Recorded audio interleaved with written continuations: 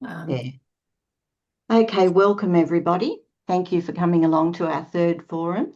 The first forum was about the role of the president, and then we've had the role of the secretary, and we're diverging a little bit this time to listen to what our younger members have to say. Now, Kerry sent out a summary of the research that she'd found into younger people joining organisations such as ours, and we've asked our young speakers to base what they're going to say and what they think about us, the good and the bad and the evil, on that information that Kerry sent out. So I'll introduce Kerry, who is our Federation membership convener, to say a few words just before we get started. Thanks, Kerry. Okay, thank you.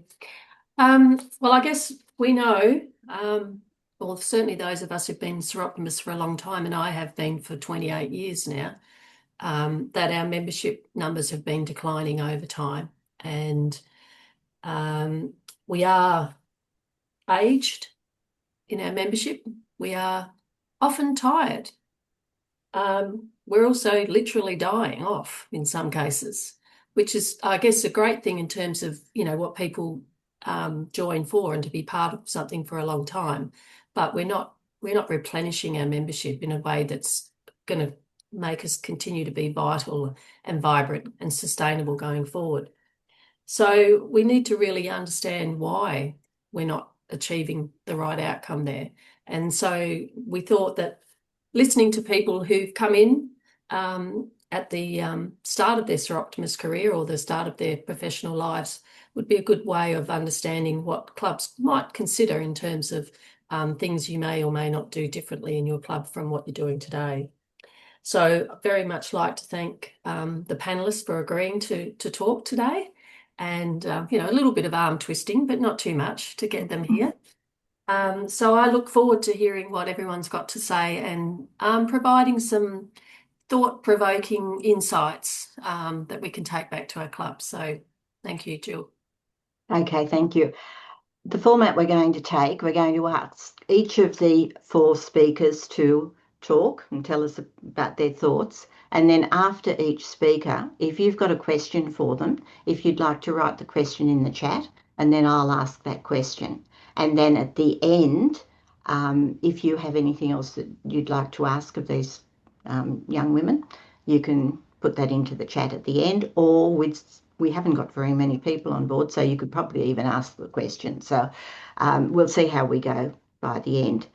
If you didn't hear me say so before, I've put the email addresses of the panelists in the chat, and they're happy for you to contact them if there's anything that you'd like to ask them related to what they say.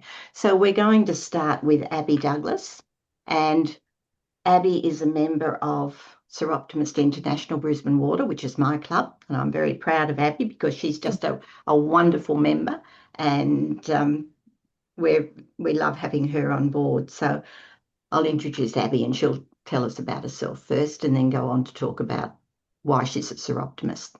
Thanks, Abby. Hi, everyone. So like Jill said, I'm Abby and I'm a part of the Brisbane Water Club. I'm a student support officer at a high school on the Central Coast in New South Wales.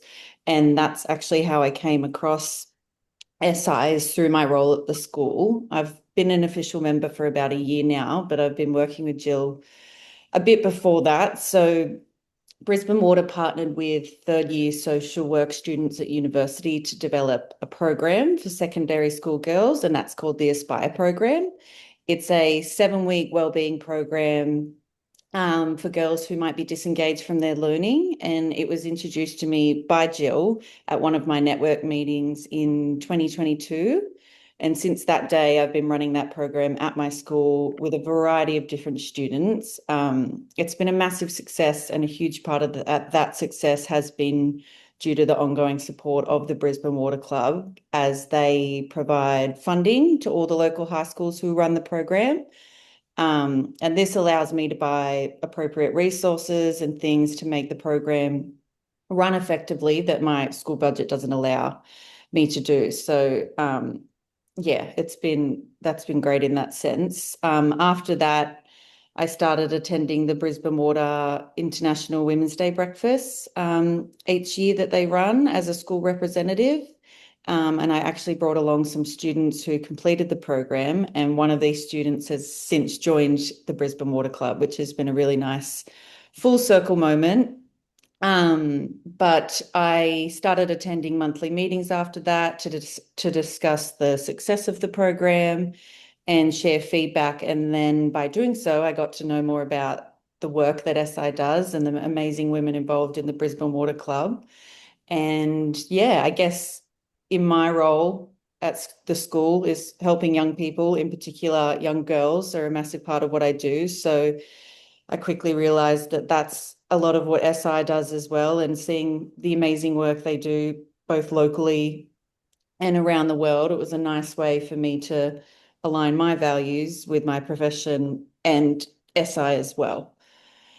I think in terms of what SI does in my club in particular, there are many great aspects. The most important things for me, I think, are that community impact and that sense of purpose. I think younger women are really drawn to organisations where they can see the impact they're making. And SI has such a strong history of supporting women and girls in meaningful ways. So I think for me, it's just been really nice to focus on that.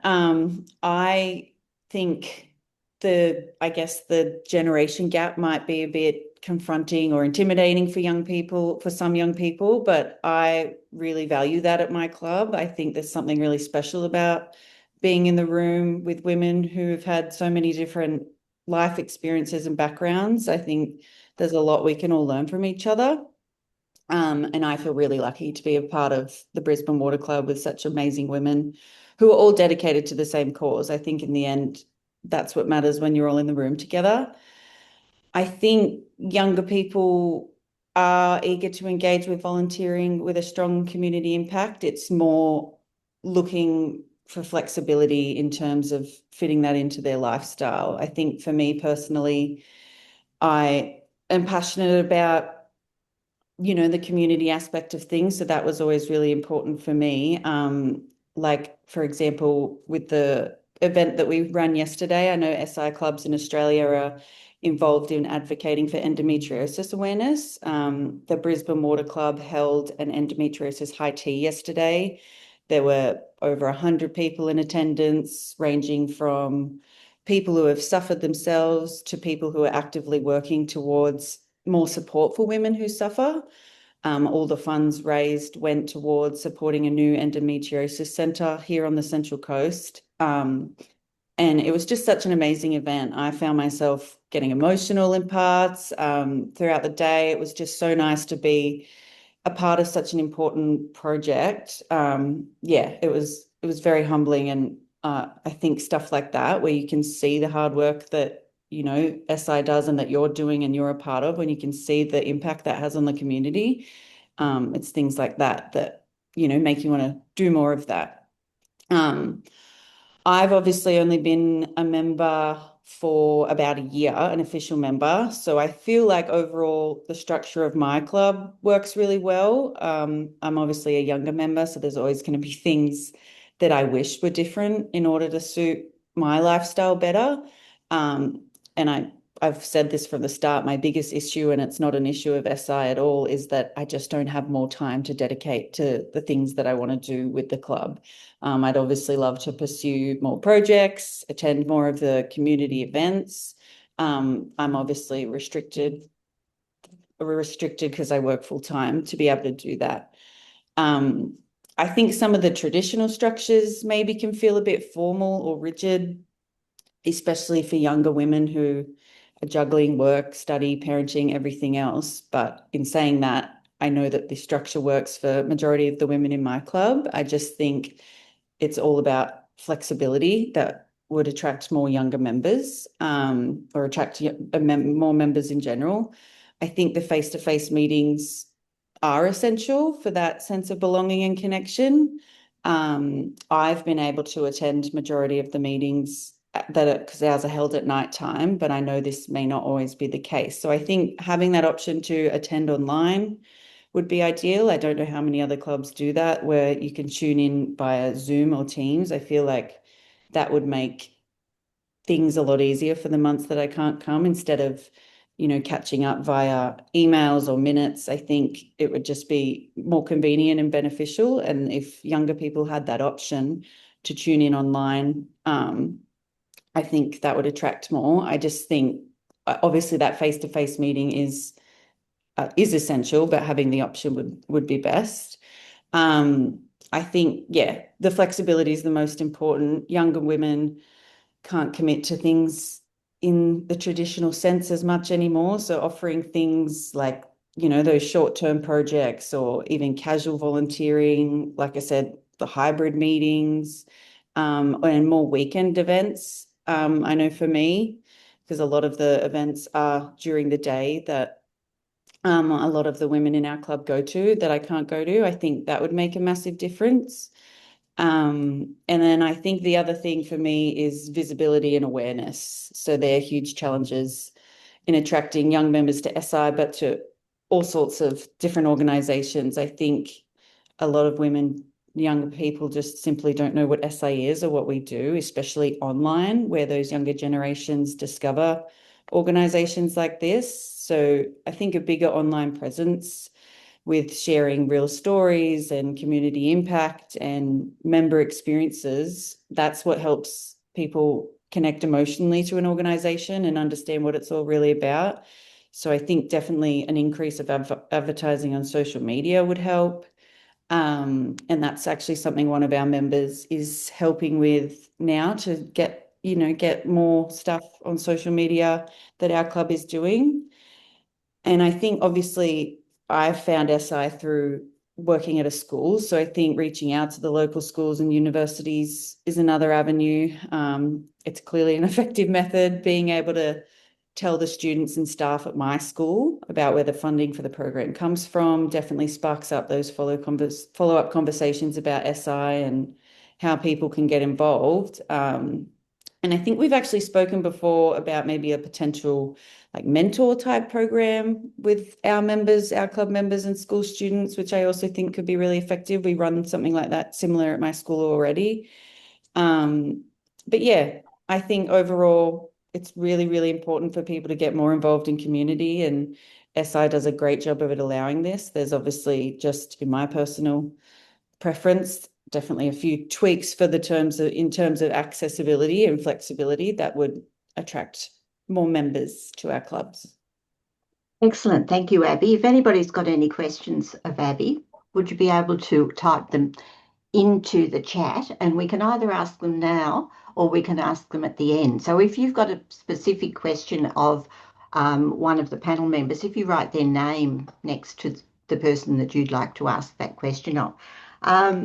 Just a couple of things. Abby, you've talked about the fact that we don't communicate, or I know that you don't like email, because when I want to talk to Abby whenever I send Abby an email, I send her a text message first to say, please read your email, because I know that she won't read it.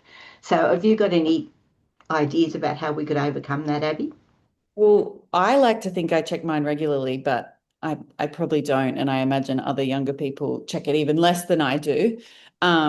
Like Sir Optimus and every other email I get, from online shopping to everything, there's just so many. So I think the abundance of emails sometimes that come from SI, while relevant to all members, can become a little overwhelming. I know we've spoken about it before, like a SharePoint or like some sort of online thing where the documents and the attachments all go, where I can just go there, check, whether it's once a day, every second day, what's in there.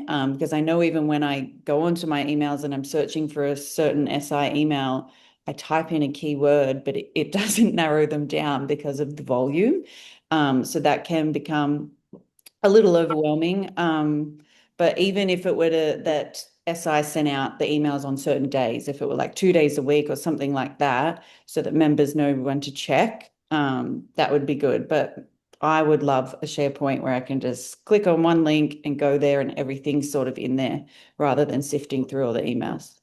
Okay, thank you very much for your input, Abby. We're going to move on now to Sandrine Henriette. Now, Sandrine is a member of SI Melbourne in Victoria. So, Sandrine, would you like to unmute yourself and get started? Yes. Thank you. Can everybody hear me properly? Yes. Yeah, good. Well, that's a pleasure to be there and to try to contribute to SE renewal. So for my part, I basically know the Soroptimist because my grandmother founded the Soroptimist Club in French Guiana. So I knew it because basically I was having family member involved, and my aunt take over, and so I knew a bit of the action from them. But I think simply one of the barrier which come first is for me who actually knew about the club is I was just convinced when I was younger that it was a club for older people, so that I will join when I will be older.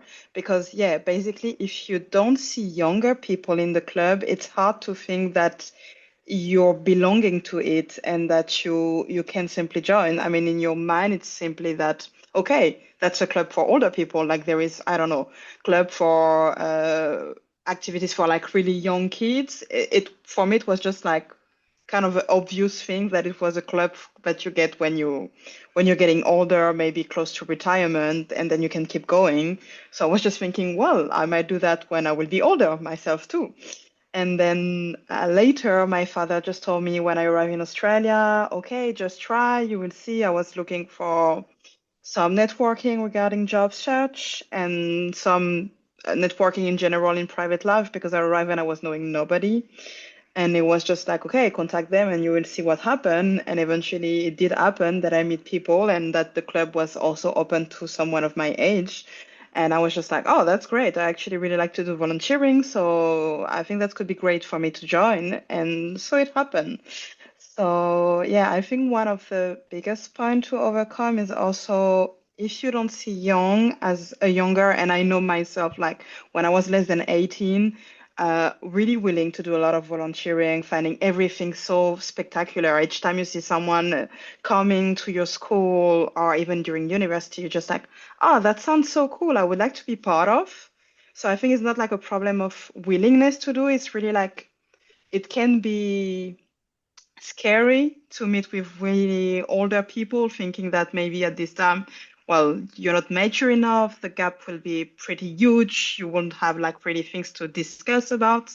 And that's actually completely wrong, but this is something that have to be overcome. And I think that can definitely pass by the current young members. We have to be seen. You have to use us as publicity. That's kind of stupid, but they have to see also when Soroptimists like promote an event that there is not only gray hair on the picture, but there is also the younger one. Maybe a group if you manage to, but to demonstrate that it's actually accessible also for the younger one and that they are more than welcome, because it can simply feel a bit scary at first, I would say. Regarding everything like formats, as Abby said, I think for me what's work really is like a balance. I don't mind doing some online meeting. I do prefer because I'm really into the feeling of belonging, and it's better to actually create contact if you see people in live. But yeah, sometimes because of work requirements, online meeting is pretty convenient. But I think it is especially important to have like a balance of both. We don't necessarily have to do only in person because that can be tricky, that can be really time consuming, but it's really important to do it at least sometime, I don't know, maybe once a trimester, but to decide and fix that an event that maybe doesn't cost a lot or whatever, because that can be tricky when we are a young professional or seeking for a job. In my case, it was to say, okay, I'm gonna attend a lot of events where I always have to pay an additional so much and so much, because some of the events are unfortunately have a pretty high cost. So having internally these events where you don't necessarily have to pay for, it's really something which make it accessible for someone who will have a lot of motivation, maybe even more time than I do as young worker, but like students might have sometime more times, but don't necessarily then have the money to follow on it. And as mentioned, like, yeah, the SharePoint is definitely, we are receiving, especially sometimes mails in double because we receive it from the federation or the big group. And then our club is forwarding the same email, which means actually we're receiving a bunch of email 2 times. If we could at least reduce this amount of double, that means that when I receive an email, I'm sure that's something that I didn't heard about before. So if the club already sent it, that's great to have it on the side. And the SharePoint is like for everything which is documentation. We have to read all the different documents, treasurer reports, communication. If everything is just in one folder for the meeting, I know before the meeting, maybe 1 day or 2 days before, I can just go in the folder and I browse all the documents. And even during the meeting, I just have my SharePoint open and I can look at all the documents and switch between them because they are stored in the same folder. While if they are in 3 different emails, during the meeting, I struggle because each time I have to go out of the email, find the other one, return to the document, and we keep chatting back and forth. And at the end, it's like, I can't really read the document, or I need to have like 3 windows already open. And it's like I have my tablet and my computer and my phone. So I have all document accessible. And it makes it a bit heavy on how to deal with the different aspects. So I would say, yeah, having like centralized for what is at least documents is something really important, and maybe like a specific calendar that we share, which is okay, the SI calendar, we have it in the format of a Word document. Having it to join actually in our actual calendar would be super great because then I know I have the link. I might know that I'm not attending this event, but it's just like everything is in the calendar. And when I want to check, it's like directly accessible. So I can check quickly and it's like, okay, does this month something happen? Yes or no? And I know straight away. I think that could definitely help for younger, busy women who now are super high tech and use every tool they can to organize themselves. And I was having one last point, but I forgot in the meaning I was in everything I was thinking about. Um, You can come back yeah, later. and regarding communication, I think it's really important as we evolve to have media which are also evolving. Nowadays, media are way much more advanced in what we can do than what it was before. And I know that sometimes we also have like newsletter forwarded in email. Try to read, but some really look like it was done at the beginning of when Word started existing. And seeing a media which look really old school, it might sound a bit stupid to think of that, but that's really something which make me feel like, oh, that's really old school. Like I don't feel like we're gonna match. So having actually media which were a bit more like modern on the way also the design is done. I know some club might struggle because if you don't have someone who know how to do it, that can be a bit trickier, and maybe it's worth then doing some workshop, webinar to train people, because it's not only the communication that you select, like trying to be on Instagram, because younger nowadays are more Instagram than WhatsApp, than Facebook. But it's also like how the image or the document is looking like. If it doesn't look modern, it also gives the image that it's like outdated and that's maybe not for us. So it have to align not only like through the platform, but also through the aspect, the design. The more it will align, the more the younger woman will feel like, okay, this is something which is also directed to me. Because if I see something which is way more like older school, I will think naturally, okay, between older people compared to me, that works because this is what they grew up with. And so it's kind of, it's for them and it's focusing on them. While if I see something which is a bit more modern, I will say like, okay, this is something which like sounds like it's evolving with the time and I can be part of it. So I think all these tiny things is not so much. I mean, about the global structure where it's like every association has its structure. It can be sometimes a bit tricky, but you just learn about it. I don't think that's often what will block people from joining. If you're willing to do some volunteering, you're willing to adapt and like discover how the association is working.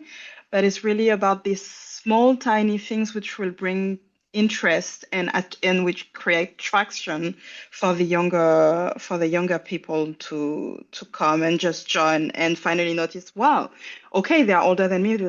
I have actually so much to bring to them, and they have so much to bring to me that it's just like definitely worth it. And I think none of the younger one who join just regret it. So it's really just about how to get the first fit in, and after it will just happen spontaneously. And the more we will have younger, the more the younger will feel, oh yeah, that's also a club for me, and then it will just become easier. It's really just like how to track the first people, and then we will just reach a natural momentum, which will just like keep bringing new youngers, because we speak when we go out with our friend and they discover about what we do, and they're just like, oh, that sounds good. And I know that I have some friends from church who might come to a meeting soon and eventually become member because I speak about what we were doing, and they were just like, that's so cool that you are doing by women for women. It's just like, I think it impact, and no matter what you're doing, no matter what are your studies, having this woman empowering movement is just something that a lot of women identify to. When it comes also to topic with endometriosis, where it's something which for men it's hard to understand, even if they maybe have a sister, a mother, it's just harder because they don't understand, for example, what the pain is, like what women who are suffering for endometriosis are fighting literally against their own body every day. I mean, once a month to really like overcome and say, I have to work, in my case, working in the area where I'm surrounded by men. I mean, I told them freely that, yeah, when I'm on my period, I'm half dead, but I know it's harder for them to understand, and that can lead to, oh, but she will work less or whatever. So having the opportunity to discuss that with women, which can potentially understand, and I'm speaking about like disease, but there is a lot of topic that men will simply not understand. So having this community of women would empower each other or support each other is just so amazing that it's really just about, okay, how do we get us known? Because women will join if they were knowing everything we're doing, all the programs. So it's really just make ourselves visible. And I will stop shortly for the other one to speak. But I think one other thing is, I usually, when I speak about Soroptimist, people don't know. So I have to mention like Lions Club or Rotary Club, which are usually more known. And I say this is basically, I mean, really basically, because it's still different, but kind of an equivalent, but oriented for women. And the people simply know about Lions Club and Rotary Club because, for example, each time they are paying for something, there is a statue in a park. There is a small stuff everywhere. I say park, pub, in the street. You see the small logo like on the side, on the sign on the street. So they make themselves like recognizable by putting their logo everywhere. I think Soroptimist should do a lot more of its own selling on every event it contributes to. That sounds like not really what we want to do, but this is kind of what we have to do if we want to gain visibility.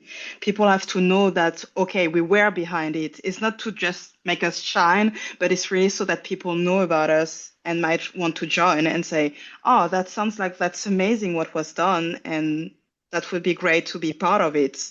So, but they have to see the logo, they have to recognize it, and to reach the stage where it's like, okay, yeah, I know Lions Club, I know Rotary Club, but I know Soroptimist, and I know that it's for women because, okay, I see the logo before. So even if I never speak with a woman, sometimes it's just like by seeing this is a publicity, like in the brain, it works. It's like, oh, I do remember that it was there, and I think like this is something I might want to join.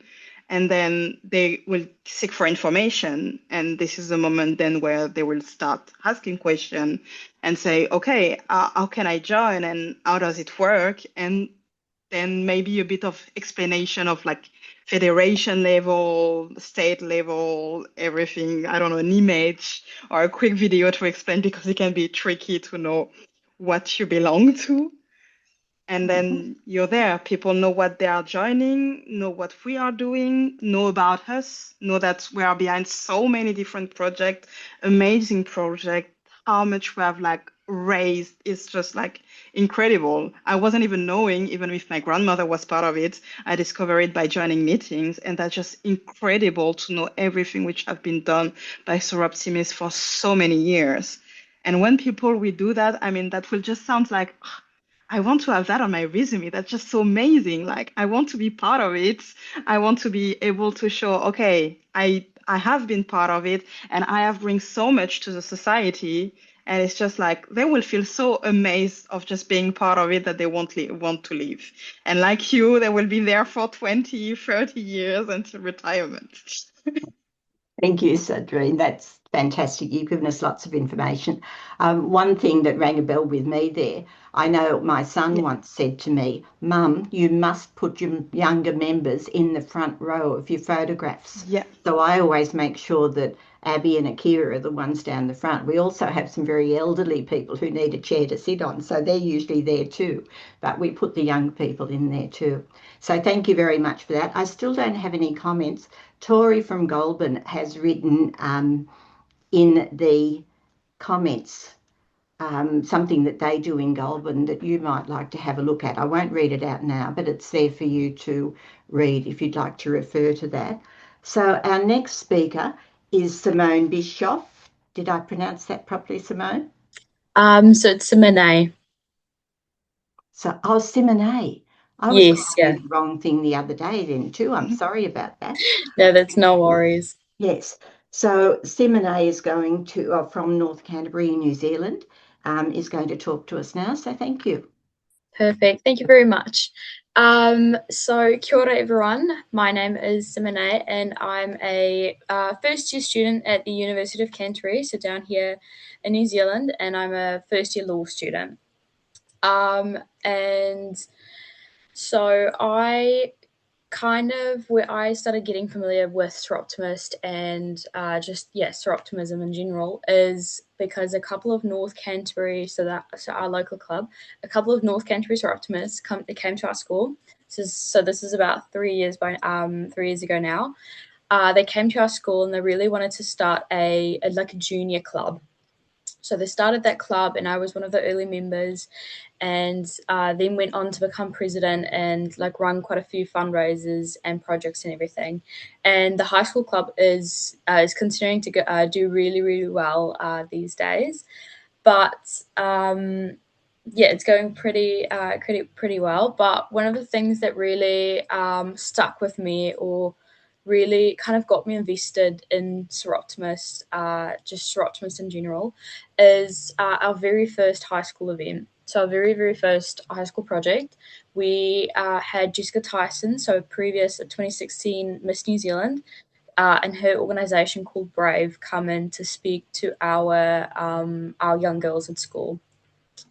So she spoke about sexual violence and and kind of the support that you can get from it. And she had a really good, a full circle conversation with us. And it was really good to have her in. And then afterwards, we ran a self-defense course at school. And kind of just throughout the day, I feel like I really connected with, wow, this is a really good, really good project. And I really, really felt like I was actually contributing to an action. And now a couple of years down the line, I'm still here, and I think the reason is because I really like the sense of community it creates at the high school level, but also at the North Canterbury Club as well. And it gave me a way to kind of take action and be a part of something bigger than myself. But moving on to kind of what really works in just in the organisation overall is I'm quite a big fan of the monthly meetings. I feel like it's a really good just a way to kind of connect with some of the other people in the club to say, hey, how was your week, and kind of build on those relationships and getting to know each other, because ultimately it creates a really inviting culture, and that's ultimately the reason why people stay and why people join Seroptimist clubs in general. But then also what I really think works quite well is more a more actionist mentality and more taking action rather than talking about it. I'm quite a big fan of that kind of mentality, because I definitely am like a go-getter, and I really want to, if I think of something, I'll try and go do it in like my best way possible. So especially in our North Canterbury club, there are frequently projects that happen throughout the year. And I feel like this really makes you feel more included and a part of something, that you can put your energy towards something that is productive. And that's probably why so many people also join, is because they want to physically do something, and they want to be physically be involved in something. But then also another thing that I think works really well in Sir Optimus is probably the learning opportunities, and opportunities where for personal growth and empowerment. I feel like this is a very valuable thing to get out of Sir Optimism, because you're gaining new perspectives, you're building resilience and confidence through some of these programs that we run, or volunteering opportunities, and learning, and ultimately learning new things. Because at no point in time, I think that at no point in time do you stop learning. So that's also something Sir Optimus does really, really well, putting out opportunities to promote personal growth and kind of promote moving forward. So those are the things. Those are probably my top three, like, most favorite things about Sir Optimist. But there are some things definitely we need to improve on as an organisation as well. I wouldn't say there's things that we specifically don't do well. I kind of see it more as things we need to improve on, which is definitely the number one thing. And I feel like everyone would agree with me on this one, especially in today's day and age, is financial constraints.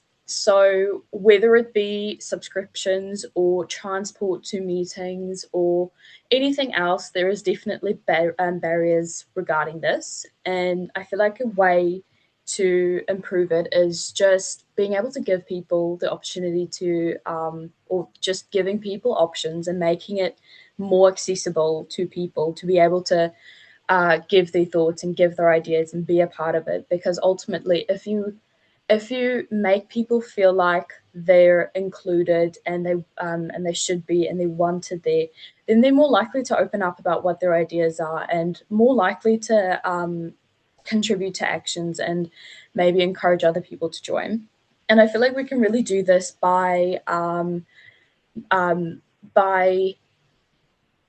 just opening up the accessibility points that people could access. And this could be joining online or setting aside a small portion of a club's budget for accessibility to ensure that, like, everyone are able to attend those meetings. And that could be, what that could look like is potentially like some subsidies to transport or anything like that. But then also something else that we probably would need to improve on is the intergenerational gaps. Although I love all the members at the North Canterbury Club, it is definitely sometimes hard to look out in our monthly meetings room and not necessarily see someone my age as well, because I feel like some people might see it as if you don't see someone your age, you might not feel like you're in the same boat, or you might not feel like you can connect as good with other people like what you usually should. And a really good way to kind of minimize that in a way is to maybe tailor our actions and projects to specific age groups. And what that might look like is encouraging projects that maybe a lot of young people, for example, might be interested in. Or I had a conversation last week about maybe tailoring projects to young mums to get the perspective as well. And kind of, because in a way, it's kind of like a 2-for-1. You're promoting Sir Optimism and you're promoting your projects and everything, but you're also trying to get more diverse age ranges into Seroptimus. And I feel like that might be a pretty good kind of way to do that. And then also some things that might attract more members just in general. And that would definitely be, like some of the other panel members said, definitely more incorporation of online meeting models.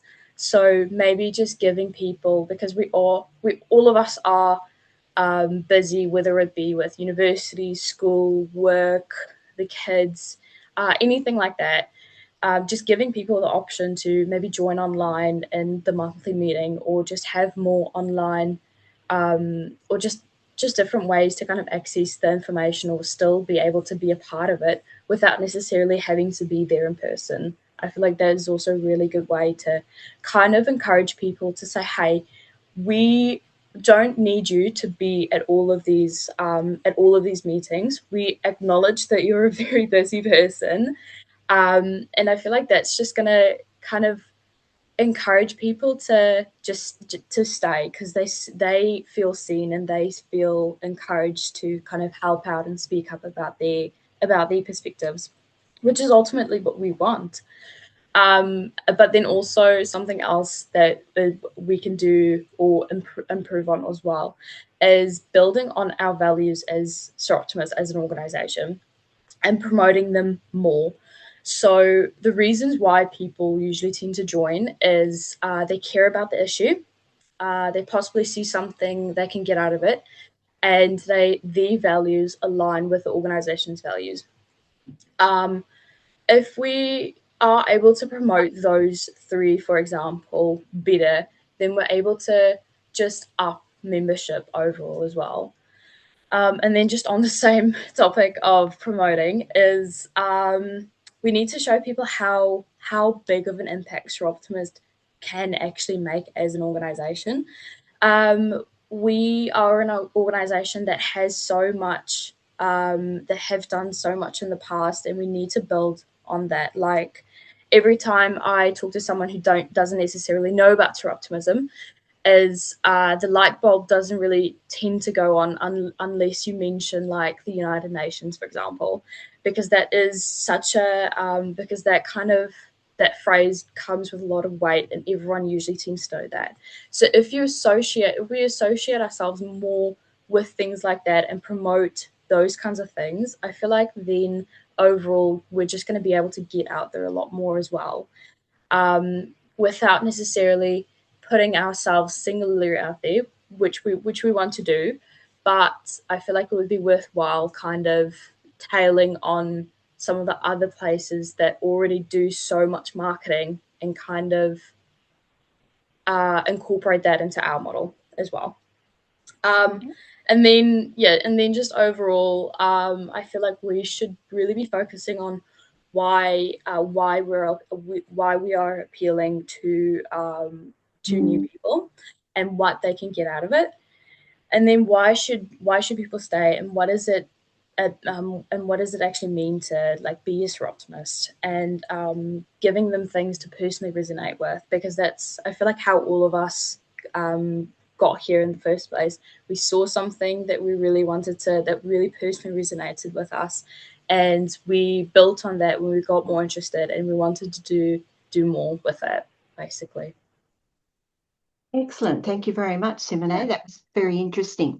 I noticed that nobody's putting anything into the chat. I think you've all sort of stunned us into silence with the sorts of ideas that you're bringing forward. So we've got a lot to think about. So we're going to finish with Patrice. If you'd like to introduce yourself, Patrice. I think a lot of people know you already, but Yes, you can go hopefully ahead. Thank you. I don't have to talk for too long because some of you already know me, and I also think that Abby, Sandrine, and Simone have already covered most of my feedback. I think there's some common themes amongst all the speakers today, so I shouldn't have too much to add. But yes, I'm Patrice. I'm from SI Fremantle in Western Australia, and I joined Seroptimist nearly 5 years ago.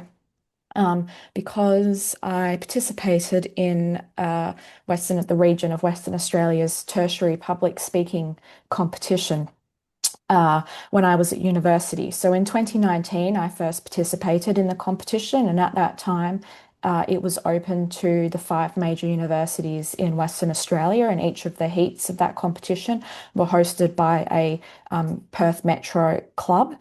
And then COVID happened, and the competition took a little pause, and then it came back in 2021. That was my final year of university. And I participated again, and I should have mentioned at the beginning, but I was doing law and commerce at university, and I am now a lawyer. So that's what I was studying. And so that year that it took a gap in 2020, I actually also got a tertiary scholarship from the Fremantle Club. The Fremantle Club was the club associated with the university that I was at, and the one that hosted the Notre Dame heat, or the public speaking heat. So by the end of my university degree, I had received financial support and just general support from the clubs, from this Fremantle Club. So that's ultimately why I joined Seroptimist in 2021, because I felt that I needed to give back to a club that had supported me throughout my studies, through this competition, and through the tertiary scholarship that I had applied for.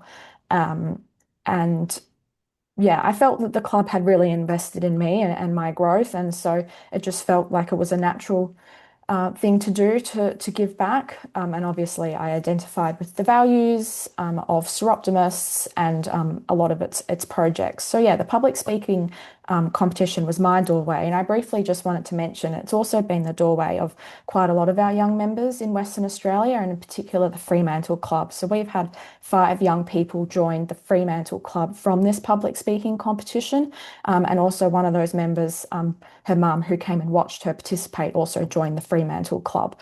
And yeah, that's just my particular club, but there's been other clubs in WA that have seen success from this public speaking competition. So it's definitely been a great project. It's cross collaboration, it involves multiple clubs, and it's had the reward of having young members join Seroptimist clubs. And now the competition actually extends to TAFE campuses, and we've had some regional clubs where the university has regional campuses involved as well. And I see Vita's on the call. She's been involved in the public speaking competition for a long time and can probably talk to it more than me. So that's why I joined Seroptimus. And so the next question I sort of have been thinking in preparation of this is, why have I stayed? So it's been 5 years now, and I've transitioned from a university student where I did have more time and spare time. And then I started a job where I was working for a judge, and that wasn't as intense either. It was sort of a 9 to 5 job. And now I'm in a private practice law where it is a lot more demanding, and I sort of work more hours, and I'm still a Seroptimist. So reflecting on why I am still a Seroptimist and have sort of less time in my life than when I first joined, there's a few reasons. Again, I wanted to give back. So now I'm on the public speaking committee, and I help organise the Notre Dame heat, the exact heat that I was involved in the public speaking competition. And I love that I can give back to something that obviously I'm very passionate about because I participated in it while I was at uni. And I love seeing the growth of the young women and the public speaking. We get speakers who come back the following year and they've improved, or speakers who might reach out and want some mentoring. And it's just great to see young people gain confidence and speak about issues that they're passionate about. So I really love being involved in the public speaking competition. And the other reason why, or other reasons why I'm still a member, is the community that I've gained. Both locally, I know lots of WA members now through the public speaking and just being involved in the Fremantle Club. But the international community that I've gained, I've been very fortunate to have really made the most of the global aspect of Seroptimist International. I went to Dublin in 2023. I met members from other parts of Australia and the Federation, and then I went to CSW earlier this year in New York, which I got to meet other global members and also those on the executive. And then recently, thanks to Joe and a few others who helped make it happen, I got to go to the Malaysia conference where I met Kerry in person. We'd spoken on the phone, and Jill and all others that sort of I'd known virtually but hadn't met in person. So it was great to finally meet them. So that network that I've gained has been invaluable. actually stayed with a family in London through a Seroptimus connection when I was staying there, and also attended one of the London meetings, and was able to stay for a short period with a woman there who was a member of the Greater London Club. And that was all through my Seroptimus connection. So the network that I've gained, it's personally and professionally been so important for my growth. And I've just had wonderful opportunities. And there's very few organisations that combine the local projects with the global advocacy. It's quite a rare combination, and I'm not sure we sort of lean on that enough. And I know for certain that, and I've said to some of you would have heard this before, that I've noticed my friends have only sort of taken an interest or taken Seroptimus seriously since I've talked about sort of going to the UN. And sort of going to Malaysia. And I mean, that's a shame. They should still be interested when I'm talking about doing my local Bunnings sausage sizzle, or yeah, doing our quilting project that the Fremantle Club does. But I've really noticed that my younger network of people have particularly taken an interest when I said I was going to the UN, and that Seroptimus has UN consultative status, and has input into, we have representatives at the different UN centres, particularly in Europe, etc. So yeah, I guess that's why I've stayed at Seroptimus. It's that international network, it's giving back, being on the public speaking committee, which is something I'm particularly passionate about, and the international opportunities. And then moving into why I'm hopefully, or why I think I'll stay for the next 5, 10, 15, 20 years. There's a few reasons for that. I'm hoping that I get to use my skills, and I'm starting to see that the skills that I have, such as advocacy or event organization, but to do it something I'm passionate about, and I do get to do it a bit in my professional life, but it doesn't have the same reward, or I don't find it as fulfilling as when I use those skills in my Seroptimus outlet. And so it's a great way for me to use those skills that I have and do something that feels like I'm actually making a difference. Also, the leadership opportunities. I've really seen that, been exposed to that since attending CSW and also going to Malaysia and being more involved in these federation events.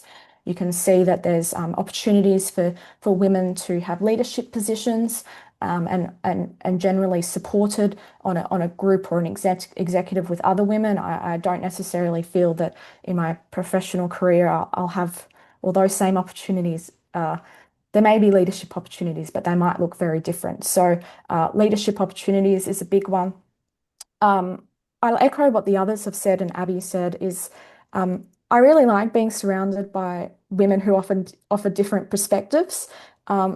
Generally, we're all like-minded women. We all sort of have the same end goal, but we offer different perspectives and ideas of how to get there. And that's really important to me. I don't just want to be around the same people that I grew up in the same area or the same demographic and age. So I really enjoy that aspect, and another reason why I'll hopefully stay. And ultimately, the main reason why I think I'll stay is because of what Seroptimus stands for and the values. And I really want to play a part in improving the lives for women and girls. Violence against women, inequality, barriers to education. Those are all ultimately things I'm super passionate about. And I really don't think that the challenge is convincing young women that these issues matter. Most women care really deeply about them. The challenge is showing that Seroptimus is a place where they can make a meaningful contribution on those issues, or that Seroptimus is the place for them to contribute and improve the lives on those issues that they're passionate about. And so I think, as everyone else has touched on, there's a few barriers of why the message hasn't quite come across to younger people about why Seroptimus is a great place to really contribute on those things. Obviously, we've talked about the time commitment. We've talked about the communications, etc. I think from my perspective, in my career, I may want to go overseas. And so there's a question about how do I still stay involved in my particular Seroptimus club. And as we've talked about, if there's an option for online meetings that have that online aspect, then wherever I am in the world, I could still join my local club meeting online. There might be a time difference. So that would make it more accessible. But we also could, join wherever we are in the world. I guess that's one benefit of Seroptimus. You could go join that local club if you wanted to, and so make it more well known that clubs are open and it's not a strict process. You don't have to sort of apply to be a Seroptimus member. You know, if you know there's a club somewhere, let someone know. I know we met someone in Malaysia, Lucy, and she'd sort of been hanging out at all different Seroptimus clubs around the world. She's been doing some travel and she's been in New Zealand and she'd gone to Cambodia, and I think that's so cool, and we should really embrace that. I believe there used to be the Open Doors, Open Hearts program. I'd really love to see that sort of revitalized, and I think that would encourage young people. Young people now are so eager to go international and do international travel and have all different experiences. And if they knew there was opportunities for them to have cheaper accommodation somewhere overseas, I think that would be a great way to get them involved into Seroptimus. And this is another thing I've spoken about quite a bit, and I'm not sure I have the answer to it.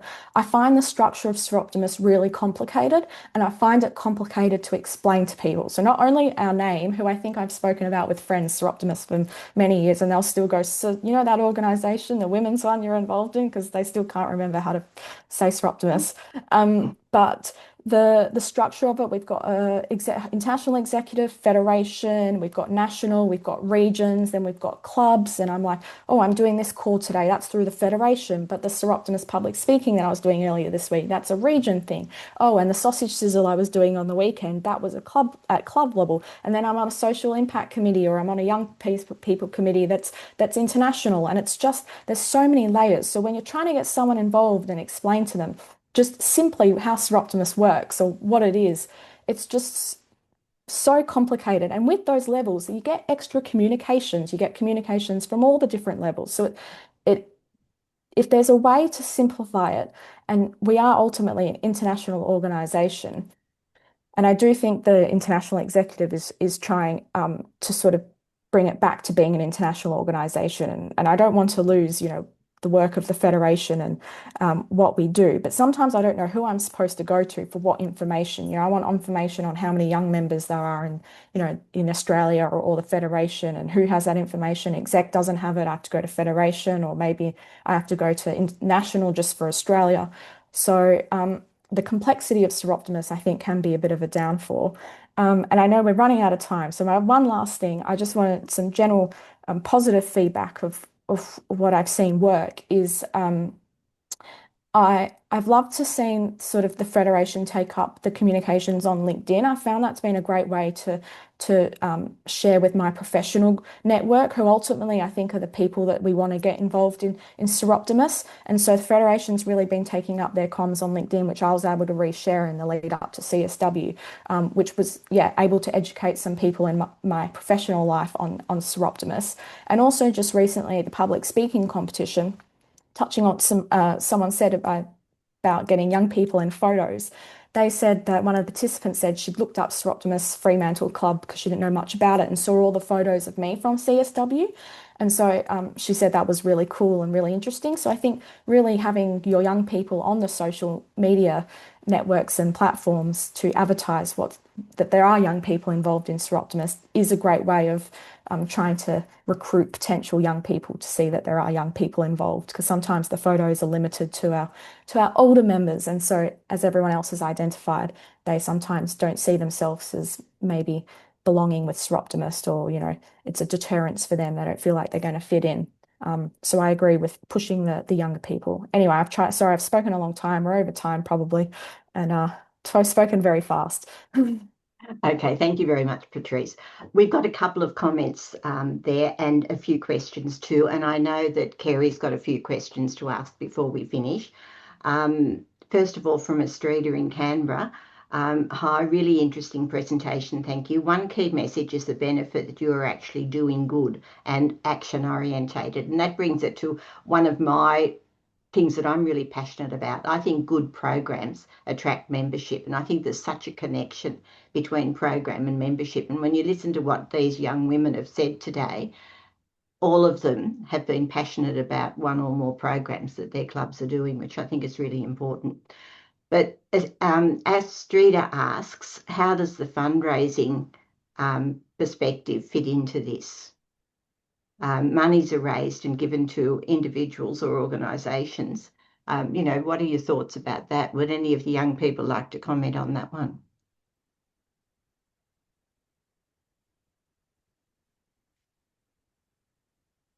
No comment there? Can I just say, what I'm saying is, as some of the clubs get older, hi, my name's Estrida, great session, and I'm now the membership convener for our Canberra club, so really, really interesting. And we have one young member, so the task is to get more. But as the clubs have aged, it's easier in some ways to fundraise and give that money then to other organisations who are doing good. The issue for us in that is that it is easier. Fundraising's still hard, but it's somewhere safe, reliable that you can do your stuff. But we don't have, the woman power to sometimes actually do the stuff, plant the trees, etc. So that was my kind of question. Is fundraising by itself a turn-off, which I suspect it might be, or you need to have the projects? We're going to expand our projects, but because we're a small club, we're kind of not going big to begin with. So that's what I was interested in, your perspectives on fundraising for others. So does the idea of fundraising put you off? Yeah. Abby, do you want to comment on that related to what we did yesterday? Sorry if the others wanted to go first. You can absolutely speak. But in terms of the fundraising we did yesterday for the endometriosis thing, I think, well, one, that's close to my heart, having, experienced that pretty much my whole life. So I think, is that what you mean in terms of the fact that the fundraising, actually, you could see that doing good for the community, Yeah. Yeah. That's what I spoke about in my thing. And I think that's the biggest thing when I've spoken to others or people at my school in terms of what kind of volunteering they do. It means more when you can see the direct impact, the fundraising you're doing or the good you do and how that, the outcome that has. If you don't really know where it's going or what it's doing, or you're not seeing it firsthand, it doesn't have that same feeling where you want to, get involved and keep doing it. But I think like the same thing with the young member that I brought on, like through the school program, like seeing them going through the school program, seeing the impact that has, and then coming to an International Women's Day breakfast where they see, and learn more about what Seroptimists are doing and the great we're doing. She literally joined from that. I think it's literally, seeing is what's going to get the young people to join. And I think if it's a cause that, like, I don't necessarily think, the fundraising turns them off or anything like that. I just think if you can see more of the direct impact that what you're doing has, then you're more inclined to continue to do so. Thanks, Abby. Anybody else like to comment on that? Yes, I can. So down here in North Canterbury, what we actually did, interestingly, is we had some of the older members had set aside a little bit of funds that they for a project that they told us that for the high school. So they said, we've got money aside for you guys, and you can do a project for as a young Seroptimist club. And so then we went on to do a second year of presentations with Jessica Syson, and then also a leadership course where we brought in professionals to kind of develop some of the young girls at school at the school's skills.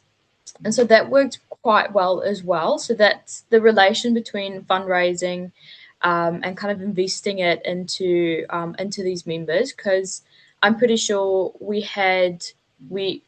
because we had some of the young Seroptimists and some of the other young girls who wasn't familiar with Seroptimists come along and join that leadership group, course.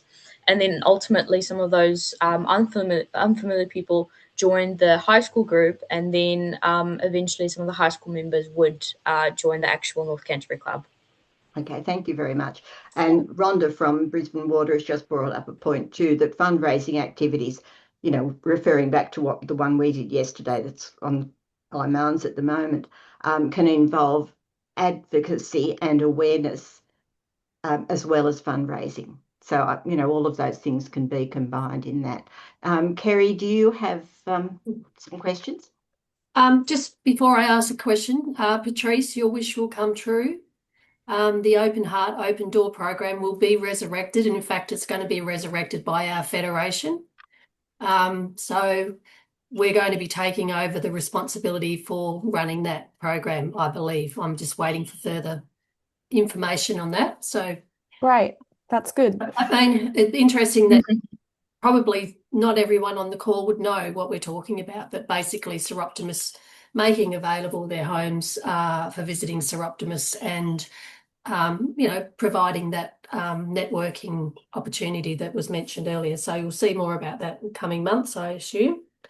My question was about communication, two of them. One is, yes, we're the best kept secret. So which vehicle should we be promoting ourselves on to create that level of awareness that you are all saying we don't have, or visibility? So that's my question. Which vehicle? I heard Patrice has noticed that we've increased our LinkedIn activity, and that'll continue. And the main difference, what we've done there is put in stuff about project work and membership stories as well as the previous advocacy stuff. So yeah, if you'd like to, if you've got a view on which platform, then I'd love to know. I might actually jump in really quick. So definitely around social media, because social media is utilized by all ages, from young people to some of the older members. Everyone use social media. When it comes to whether it's LinkedIn, Facebook, or Instagram, I feel like all of the social media platforms definitely have different age groups that they also target. So promoting it more on those platforms, but also utilizing the website more as well. Because if you're someone curious about Soroptimist, you are going to Google it. And when you Google it, the Soroptimist website might pop up. And I've had a look on it, and it's not necessarily the most up to date, I feel. And to have that, kind of utilize that to spread information and even maybe utilize it as a communication tool might also be immensely beneficial. Okay. Any other thoughts? I completely agree. We have to use all the one available.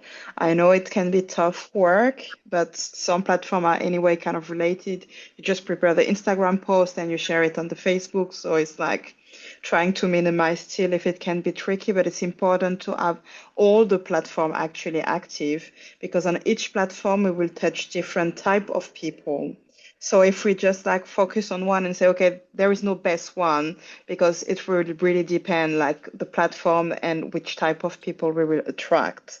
So it's like really important to keep like an all view. I think what could be really great, and I know some videos have already been done, is also sharing like actual videos to explain a bit more, to make it kind of teaching but fun, kind of publicity. Like you would have like a publicity on TV is having a video. I don't know if we do already have a YouTube channel that we can just like share and like reshare on the website, on the LinkedIn, Facebook, Instagram, and of every single club, because if the video is powerful, it doesn't need to be like for one single club. It can be for a region or the full country, or even like higher level international. So that's really depending on what we present. But for example, when we were mentioning how complicated the structure can be, I guess there can be some kind of drawing organograms or whatever, which can help give like a better insight of what's going on. And eventually, at some point, like for the Soroptimists themselves, maybe an actual app like the website, as we say, is old. If we go to renew the website, that's sometimes like a channel to have like the app connected to it. Because now I know, for example, for schools, like universities, alumni network, they have sometimes like some phone app. They're just like going onto a platform which is already existing. And in there, you can share event at an international event, which means when you travel, if you also want to attend Seraptimis and like see a local event, you can, because like also like the general calendar will be like shared from kind of every people, so really like internally. But that would be a huge work. I mean, I can imagine that would be a huge work, but that can be something which step by step can be implemented until like, okay, if you're Seraptimis, you have your phone app on the stuff on your phone and you can just access everything from there. So it's like we all have our phones app that we'll use literally every day. So it can simply just become one of it, like one of your tools that you use, which make it like really convenient, handy, as we say, because everything is like straight in your hand, ready to use. But yeah, generally every channel that is somehow used by a range of age that you want to touch. And saying all that, I just thought I forgot, so I want just to mention, I think there is a category of age that we will probably never really reach, which is the young mothers. Because when you're a young mothers, you're usually also a you're also professional. And between having all your kids and working full time, I think we have to accept that there will always be some kind of a gap, because at this moment you will probably not focus on that, because you will also have like all the activity of your kids at school, and you will probably be, I don't know, member of I don't know which club for the school of your kids and how many meetings. So there will be a gap. So we have to focus on high school, university, which is where we have usually more time to like get the traction first, and then we continue as long as we can as young professional.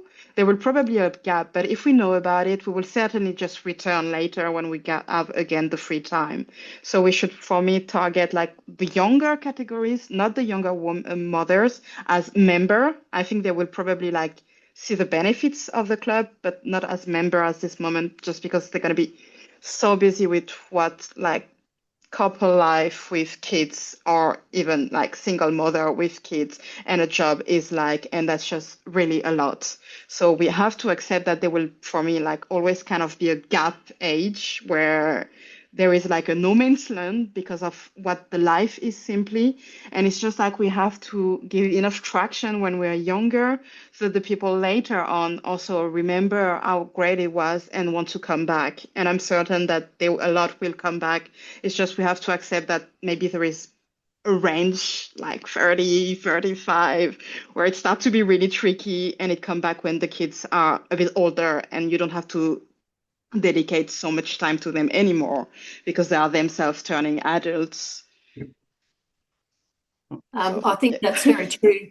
And I guess Abby's about to find out how that's going to work for her in a month or so, I understand. I was just going to jump in and say, get them early, because I'm going to do what I can to remain. But in about 5 weeks, my whole life's about to change. Yeah. So Yeah. that's, I absolutely agree. Get the younger you can, the better, because obviously I'm connected now where I will stay connected, but trying to start now would be very tricky. I just wanted to really quickly add with the what's the best for our messaging. I just wanted to add that it's important we get the messaging right. And I think our, the CCAP pages are really good with the branding, but some pages could use with like a little bit more maybe using Canva, or it looks a bit old-fashioned, some of the social media posts. So I think making sure everything's consistent with the SI branding, and looks professional. I think some of the club pages sometimes look a little bit unprofessional, but I do think our federation page is quite good. So we could all probably learn from the federation page. I just wanted to add that in. Sorry. Yeah, thank you, Patrice. I think we're probably going to have to call it quits. Yes. Because we're meant to be an hour, and it's great that we've had such great conversation, and we will be running a session on membership generally in a few months. Well, not in a few months, probably the next session. so we can have a more in-depth conversation about the general topic of membership. Jill's going to be running the leadership program that we've developed.